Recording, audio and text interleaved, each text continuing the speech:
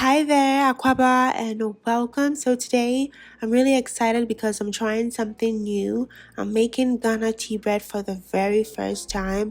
I've always wanted to try baking this delicious and popular bread from Ghana, and I thought it would be fun to share the experience with you all. So join me and let's get started. Okay, so over here I'll be using some bread flour. I also have some active yeast, my granulated sugar, unsalted butter, salt and nutmeg, and then my vanilla extract here, and then some warm water. Next, in the mixing bowl, I poured in the warm water, then followed up with the yeast as well as the sugar. I'll allow this to dissolve for about 5 minutes. This is to ensure we have a good yeast, or we're working with good yeast. And we are, as you can see, it's starting to foam right at the top. So I'll then follow up with my bread flour here. So at this point, I'll just transfer everything into the mixing bowl, my salt, nutmeg, vanilla extract, and my butter.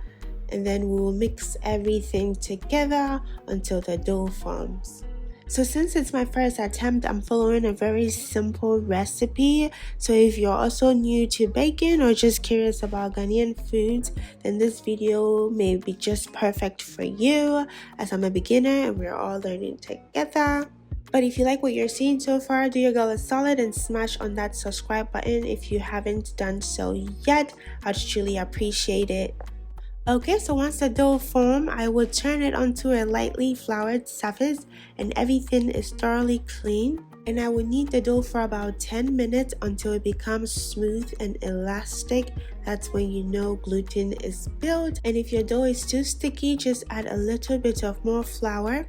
And now I'll place my dough back into my mixing bowl, and I'll cover it with a plastic wrap or a cloth, and we'll let it rise in a warm place for about an hour or 2 hours, depending on how warm your place is, until it doubles in size. The dough doubled in size beautifully, so I'll just punch it down to release the air, then divide the dough into equal parts. I got 4 medium loaves. I didn't think they were going to turn out smaller or medium size, so if you want a larger loaf, just cut them into 2 and that should just be perfect.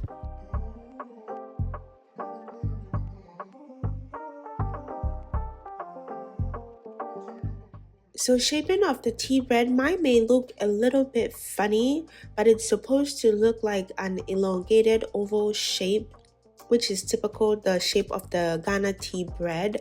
So I'm going to try to demonstrate it here. So I'll do my best to explain the process, but let me know if you have any questions. I'll also list the recipe I used in the description box of this video in case you're intrigued to try this recipe after watching, which I hope you do. Okay, so using a rolling pin or your fingers, flatten the dough, lift one side to the center just as I am doing, then tack it in to seal it. Now we'll roll it over again and then tack it in. Then roll the dough until it resembles an elongated oval shape. So once we achieve that, press down on both ends so that the ends are thinner than the middle part. Now we'll do the same for the rest of our dough.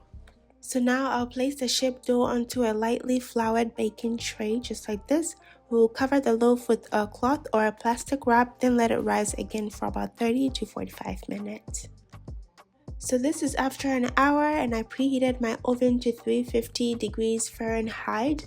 We'll bake the bread in the preheated oven for about 25 to 30 minutes until the bread is golden brown, just like this. Okay, and once the bread is ready, allow it to cool and you can serve it up warm or at room temperature. It's typically enjoyed with some fried egg, butter, jam, or whatever spread you prefer. Okay friends, thank you for cooking with me. I hope you found it helpful and enjoyable. If you did, please give me a thumbs up and let me know how I also did or any questions you may have. And also please subscribe if you haven't done so yet, and until next time, stay safe and blessed always.